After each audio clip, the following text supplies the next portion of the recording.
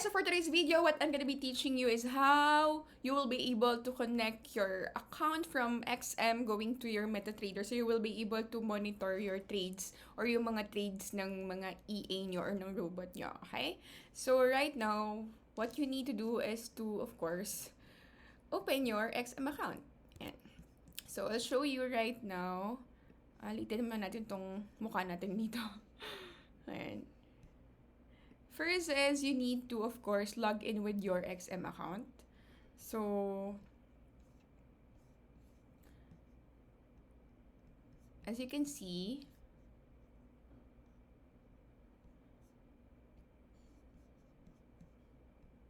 i-open ko yung XM account natin.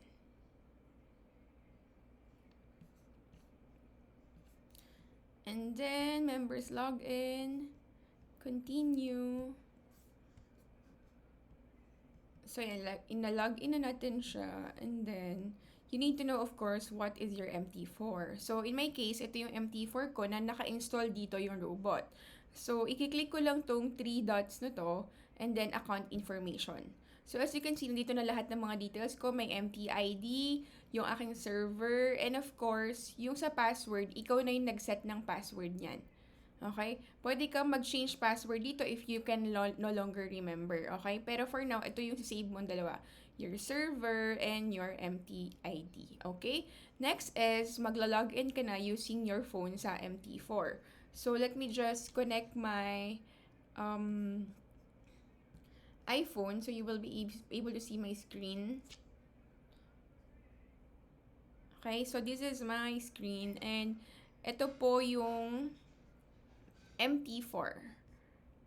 Ayan. So, this one is the MT4. So, you just simply need to download this application, MT4, MetaTrader 4, sa App Store or sa Play Store available po yan. And then, ang gagawin nyo po is, makikita nyo itong settings na to. Ayan, settings. And then, i-click nyo po dito. Tapos, click nyo po itong plus sign. Tapos, log in to existing account. And then, dito nyo naman po i-click yung server. Okay? So, in my case, ang server ko po is XM Global. Wait lang. XM Global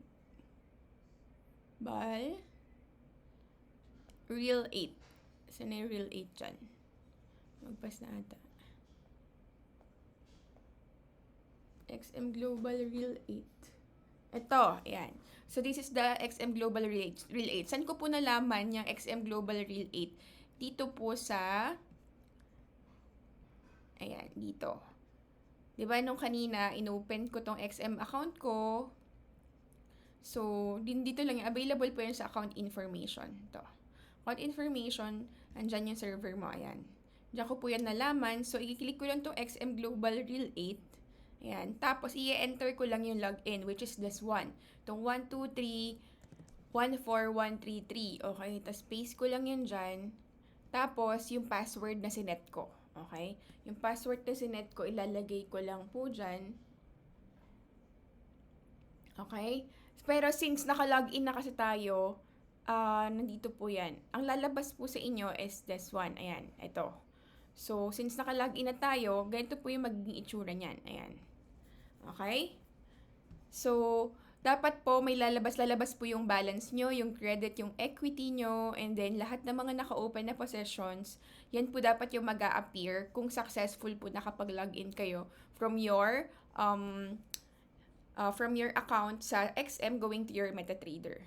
Okay? So, as you can see, move natin to para makakita nyo agad. Ayan. Ito po yung ating MetaTrader 4 na account. And para maging familiar po kayo dito, ito pong balance, yan po yung current balance nyo. Less po lahat ng mga naka-open trades. Ito po lahat ng mga naka-open trades, yung mga red and blue na yan. Yan po yung currently drawdown niya. Meaning ng drawdown, paper loss, or yan yung unrealized na loss.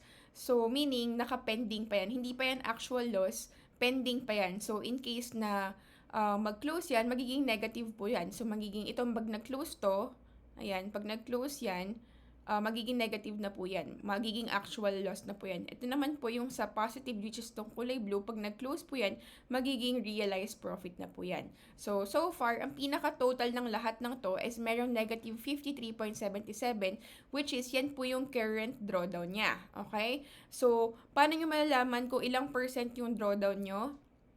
I-times nyo lang po itong 53.77 dito sa equity mo. Kung ang equity mo is itong 1,900,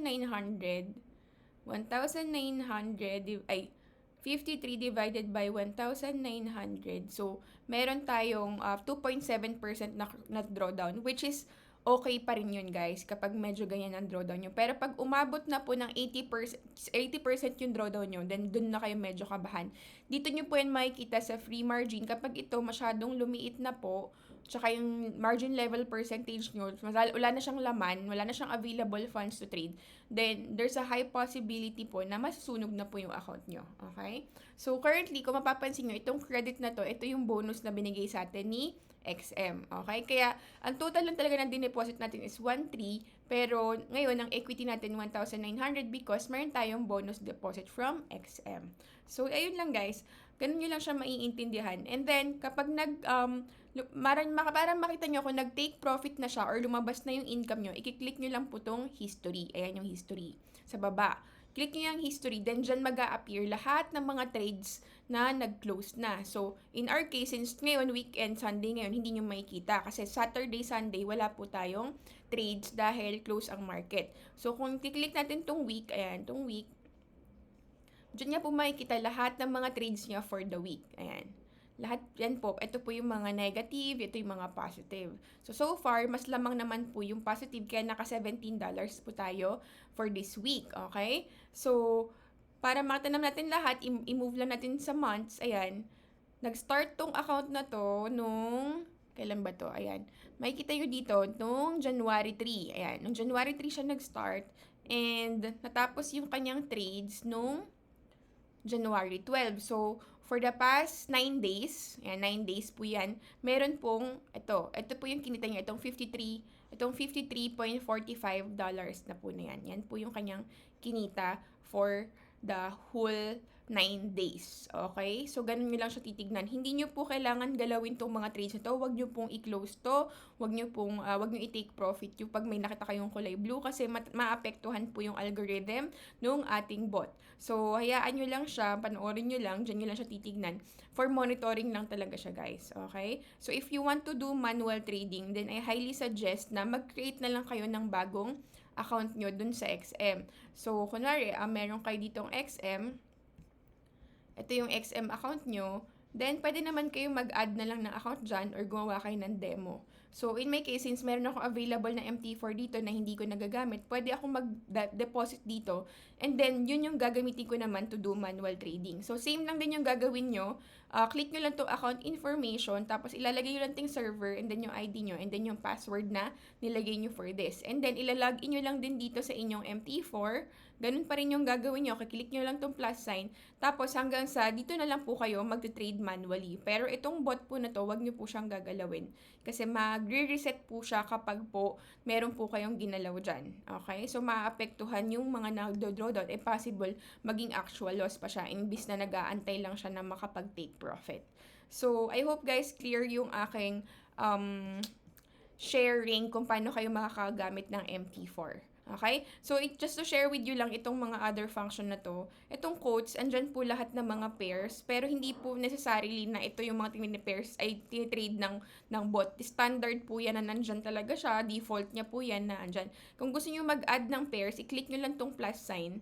Yan, plus sign. Kung gusto nyo maglagay kunwari ng gold na pairs, click nyo lang po XAU.